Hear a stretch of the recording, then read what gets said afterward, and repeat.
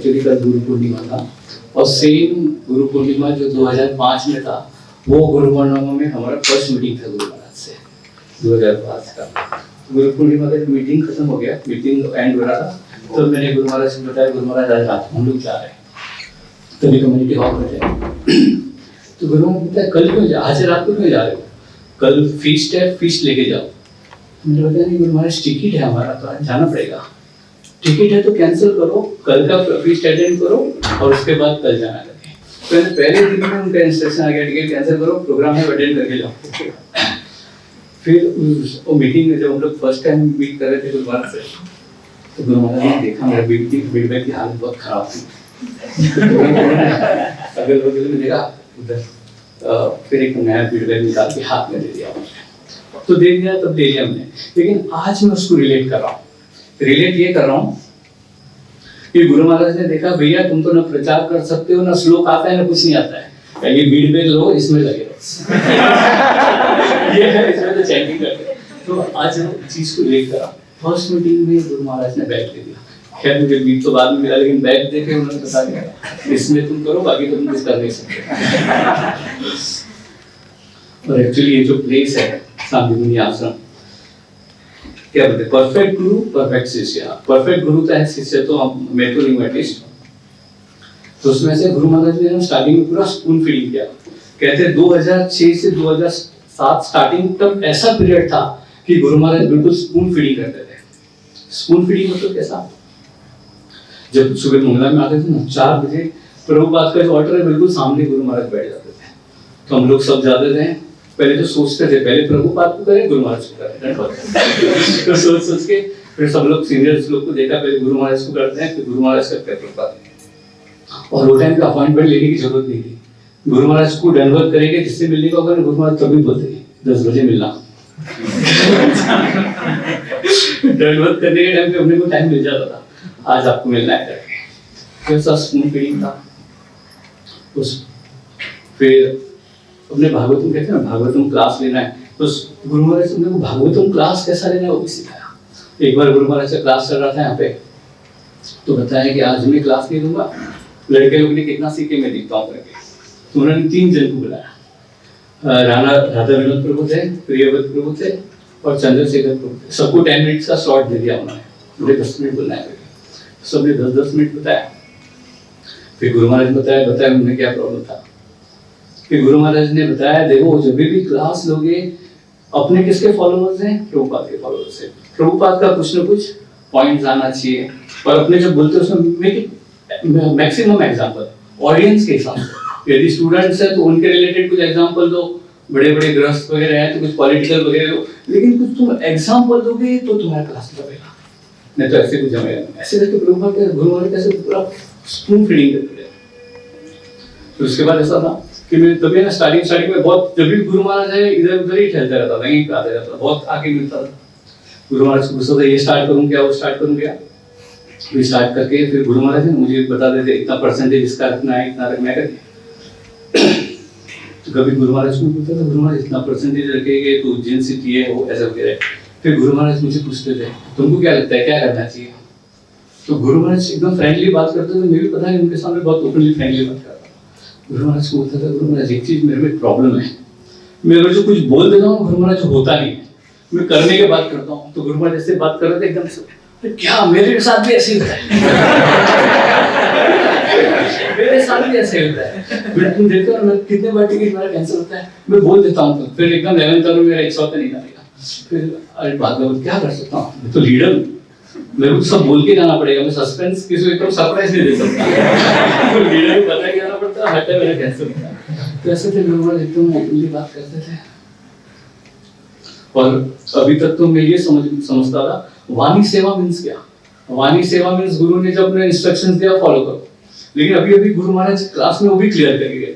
वाणी सेवा मीन्स वो है कि गुरु ने जो अपने बुक्स में लिखा है या जो लेक्चर्स में दिया है उसको जो तुमको पॉइंट्स अच्छा लगता है उसका ब्रॉडकास्टिंग करो। अभी तक तो मेरे दिमाग में तो नहीं बैठा था भैया जो गुरु महाराज ने अपने को पर्सनल दे दिया, इंस्ट्रक्शंस दिया, बोल दिया, वो पकड़ गए, लेकिन ये भी अभी क्लियर कर दिया।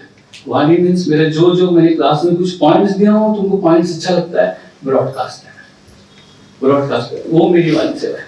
तो ऐसा है ना कि गुरु महाराज ने हर कुछ ट्रांसपेरेंट कर दिया मेरे लिए। बस उनके लेक्चर्स देखो, उनका सब सुनो, उससे अपने को पता चलता है आगे क्या करना है। एक बार ऐसा हुआ था कि एक जन ने मेरे बारे में कुछ कंप्लेंट लिख दिया। बोलते ना कोई अच्छा काम करो तो इसके अंदर करो एकदम जो रॉयल हो वैसे। तो एक जन ने कुछ गुरु महाराज को बहुत बड़ा लेटर लिख दिया मेरे बारे में कंप्लेंट वगैरह। तो मैं तो आया गुरु महाराज के रूम में, फिर गुरु महाराज को बताया गुरु महाराज आपको लेटर आ गया, सॉरी मेरे बारे में ऐसे। मेरे तुम्हारे बारे में लेटर कौन सा आया? फिर महाराज का कोई लेटर। फिर महाराज ने एक ड्रॉ में से लेटर निकाले, लेटर मेरे सामने बात करते करते फाड़ दिए फाड़े। फिर बोले you are my front line man, तुम्हारे मेरे फ्रंट लाइन मैन, मैं तुमको जानता हूँ, कोई भी एरर वगैरह लिखे तुमको लगता है मैं पढ़ूंगा? ऐसे करके फाड़ा। तो जब ऐसे है तो उनके लिए अपने को क्या नहीं करना चाहिए। इसलिए गुरु महाराज की पिछले 15 सालों में गुरु महाराज का बहुत सानिध्य मिला मुझे। मैं स्पेशली गुरु महाराज और परम पूज्य भक्ति स्वामी महाराज के चरणों में बहुत कृतज्ञ हूँ। एक बार एक भक्त मुझे पूछ रहे थे कि माता जी मैंने कभी नहीं सुना कि आप आपके मायके गए हो। तो मैंने बोला मायके हो जाता है जिसका मायका हो, जो मायके में रहता है उसको मायके पे जाने की क्या जरूरत है। तो मैंने बताया गुरु महाराज तो मेरे पिता है और मैं हमेशा गुरु महाराज के पास ही रहती हूँ, मंदिर में रहती हूँ। मंदिर मतलब गुरु महाराज, इसको मतलब प्रभुपाद। तो मुझे अलग से ये सब जरूरत नहीं है। तो ऐसे बहुत कुछ है। प्रभु जी जैसे बता रहे थे कि पहली बार हम लोग जब 2005 में उज्जैन आए थे पहली बार, तो ये गौर पूर्णिमा का टाइम था और मुझे ये भी नहीं, हमने कभी गुरु महाराज का फोटो भी नहीं देखा था। गुरु महाराज कौन है हमको पता भी नहीं था और इतने सारे सैफ्रॉन में ब्रह्मचारी थे तो हमको ढूंढना पता ही नहीं था कि कौन है। तो ऐसे ही गुरु महाराज से मिलवाया, गुरु महाराज के साथ मीटिंग हुआ पहली बार। तो पहली बार मीटिंग में बहुत कुछ मतलब एक जिसे बोल रहे अपना बन। ऐसे अहमदाबाद मंदिर में मैंने बहुत सन्यासियों का दर्शन की थी, लेकिन गुरु महाराज जी को देख के मतलब पहली बार में ही मेरे अंदर उनके प्रति शरणागति हो गया कि नहीं यही मेरे गुरु है। तो पहले दिन जब हम गुरु महाराज जी से मिले तो गुरु महाराज जी हम सब तीनों से हमसे बात किए। तो गुरु महाराज ऐसे नहीं है कि मतलब डायरेक्ट किसी से बोल दिए और हम गुरु महाराज एक्सेप्ट कर लेते थे। गुरु महाराज ने पूछा कि मैंने बताया गुरु महाराज आप ही मेरे गुरु हैं, मैं तो आपसे ही दीक्षा लूंगी। पहली मीटिंग में मैंने उनको बताया। तो गुरु महाराज बोल रहे नहीं पहले तुम मुझे चेक करो, मैं तुम्हें चेक करूंगा फिर। तो गुरु महाराज ने पहले ऐसे वर्ड बोले मैं पहले तुम मुझे चेक करो। बाहर के जनरल में साधुओं में क्या होता है हमसे दीक्षा ले लो बोलते हैं, तो गुरु महाराज बोल रहे कि पहले तुम मुझे चेक करो। तो मैंने गुरु महाराज को बोला कि आपको मुझे चेक करना है तो कर लीजिए, मुझे आपको चेक करने की जरूरत नहीं है। तो अभी सोच रही इतना सा कैसे बोल पाती थी तब मैं। तो गुरु महाराज हंसने लगे। गुरु महाराज ने प्रभु जी को बोला कि हम लोग कितना मतलब तुम लोग अहमदाबाद में रहते हो, हम उज्जैन में, मैं तो घूमते रहता हूँ, तो कैसे हमारा रिश्ता बढ़ेगा। तो तुम कितनी बार आ सकते हो। तो प्रभु जी ने बताया हम मैं महीने में एक बार आपको मिलने यहाँ आ सकता हूँ। तो ऐसे बातचीत हुआ और पहली बार में कृष्ण कीर्तन को गुरु महाराज बोल रहे थे तुम यहीं रह जाओ मेरे पास। और मैंने देखा कि उस दिन है ना प्रभु जी का नाम पूछा, प्रभु जी कृष्ण कीर्तन का नाम पूछा सब, लेकिन मेरा नाम नहीं पूछा। तो मुझे थोड़ा ठीक नहीं लग रहा था। तो गुरु महाराज सामने से बोले कि कल हम फिर मिल लेंगे। ऐसे दूसरे दिन फिर मीटिंग की। तो दूसरे दिन जैसे मीटिंग की ना तो तुरंत बोल रहे अरे कल मैं तो तुम्हारा नाम पूछना ही भूल गया। तो मुझे इतना अच्छा लगा ना अंदर से कि हाँ सही में यही अंतर्यामी है। वो अंतर्यामी वर्ड पे मुझे बहुत फेथ हो रहा था गुरु महाराज के प्रति। और उस वक्त ऐसा था कि हम लोग उज्जैन आना, तो आप लोग जैसे अभी इंदौर के डिवोटी सब बोलते हैं कि हम उज्जैन आ जाते तो उनको जाने की इच्छा नहीं होती, यहाँ से जाते तो रोते, जैसे मायके से बेटी जाती है तो रोती है, ऐसे सब रोते हैं। तो इसी तरह हमारा भी होता था, बार बार हम उज्जैन से कहीं जाना नहीं चाहते थे वापस। तो हमारे मन में था कि हम उज्जैन शिफ्ट हो जाए।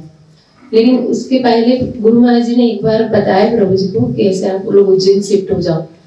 तो प्रभु जी ने बताया कि मिल करके कि हाँ हम भी होना चाहते हैं, लेकिन हमारे पास अभी मतलब छोटा बच्चा है, बिजनेस है, सब ऐसे, तो हम बाद में हो जाएंगे।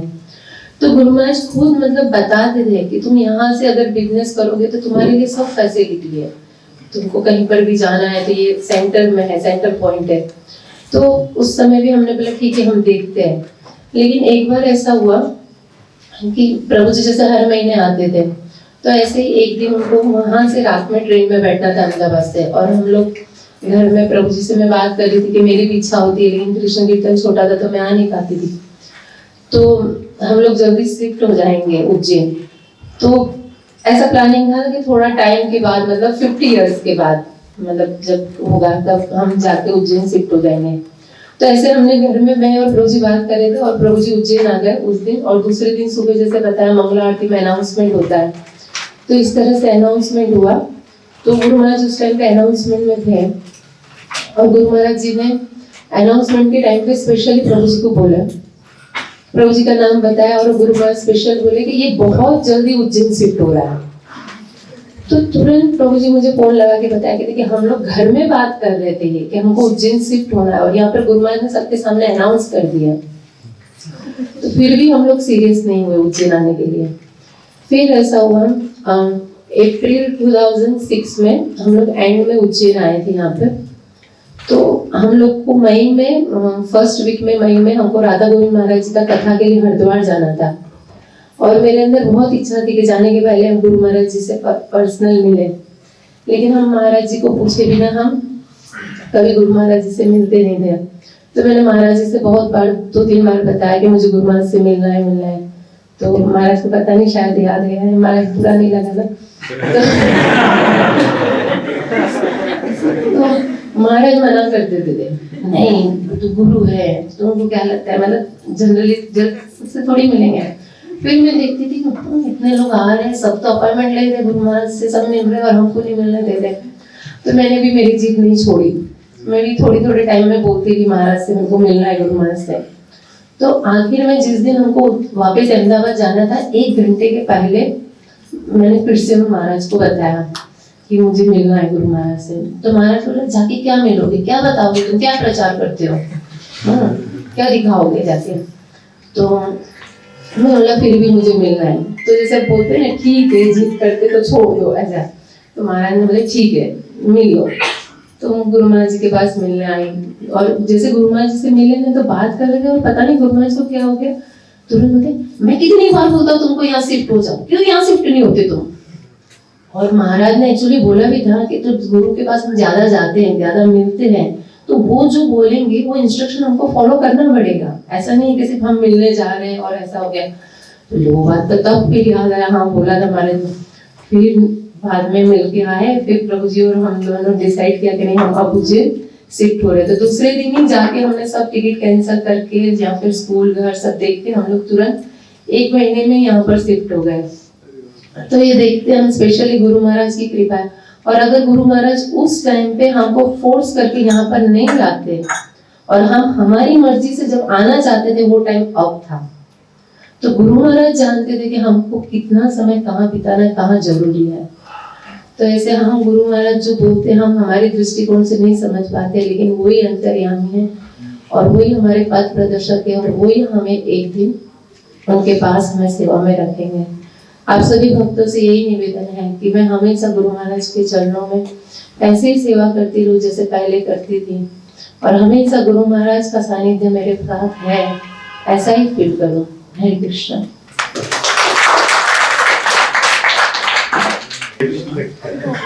थैंक यू श्रीनाथ कृष्ण प्रभु, नंदीनाथ माता जी।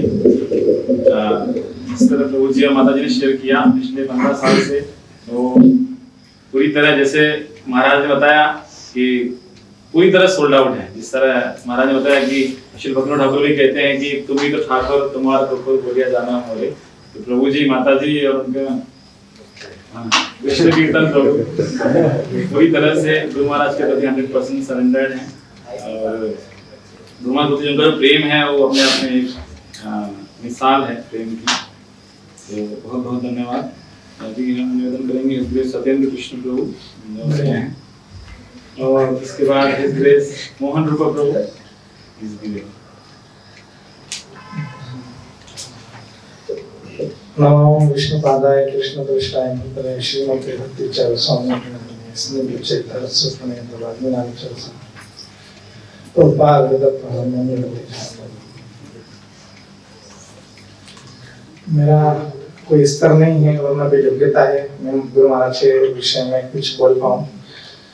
और चूंकि शुरू से आशीर्वाद रहा है महाराज का, परम पूज्य दूसरे महाराज ने मुझे पिता के समान प्रेम दिया और हमेशा मार्गदर्शन दिया।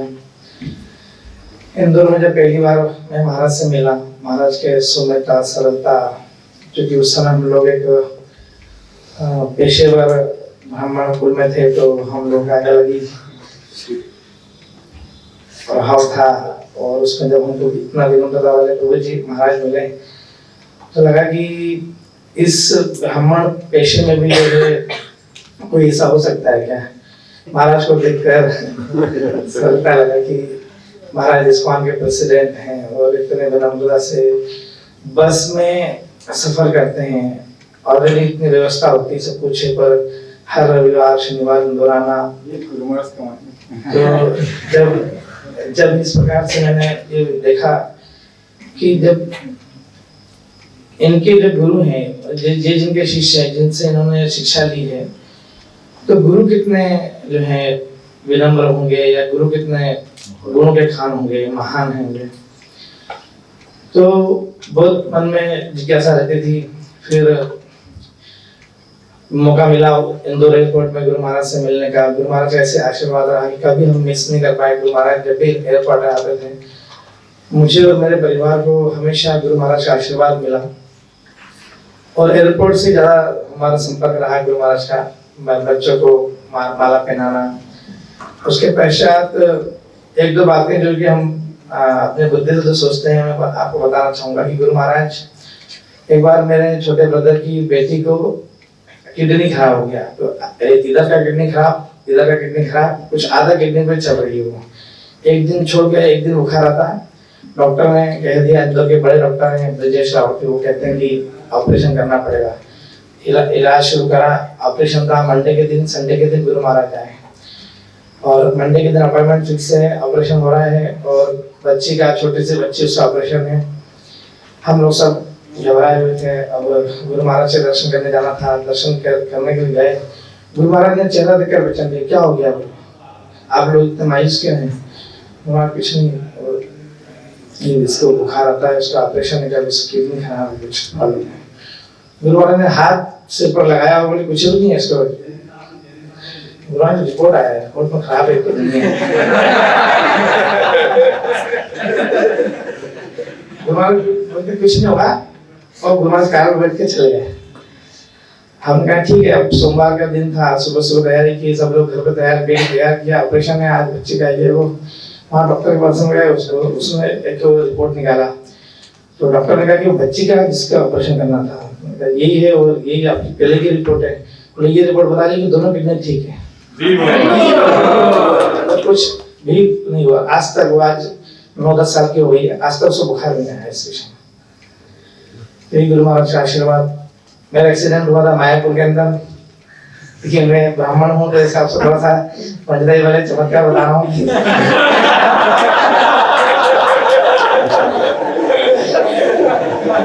एक्सीडेंट हुआ, महाराज के पास गया। महाराज एयरपोर्ट पे पट्टी बंधा हुआ था।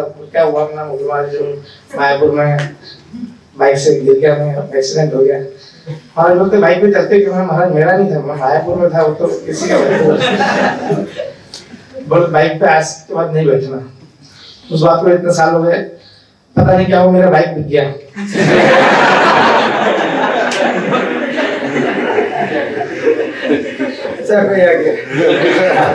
एक की जगह 2 आ गया। तो ये गुरु महाराज का आशीर्वाद रहा है शुरू से। और गुरु महाराज ने भी लास्ट टाइम जब बड़ा प्रोग्राम किया था इंदौर के अंदर, तो जो ऑफिस था, पासपोर्ट ऑफिस में हम लोग गए थे। तो गुरु महाराज ने मुझे 1 घंटा बैठकर कमरे में बात की और कहा कि मैं इंदौर के प्रति बहुत चिंतित रहता हूँ, आप ये यहाँ पर कुछ अच्छा क्यों नहीं कर पा रहे हो आप लोग? मैंने महाराज आप गुरु महाराज आप बताएं किस प्रकार से हम करें। उन्होंने कहा मैं चाहता हूँ एक सेंटर खुले, और एक सेंटर हो जिसमें मंदिर से ब्रह्मचारी वहां रहे, और उज्जैन आने की फिर किसी को आवश्यकता नहीं रहेगी। इंदौर के सभी भक्त वहां पर रहें और वहीं पर रहकर जो है सारी विधि का पालन होगा। तो गुरु महाराज ने, हमने एक बड़ा गार्डन देख लिया, उसमें 5000 फीट का 21,000 स्क्वायर फीट का लैंड ले भी लिया था। 90,000 का हमने उसका कुछ लिया, और 5000 स्क्वायर फीट का उन्होंने कहा कि बड़ा मंदिर होना चाहिए और वहाँ पर मंगला आरती हो इस प्रकार से। तो ये गुरु महाराज की इच्छा था, तो वो मैं साकार करने का प्रयास करूँगा। हरे कृष्ण। महाराज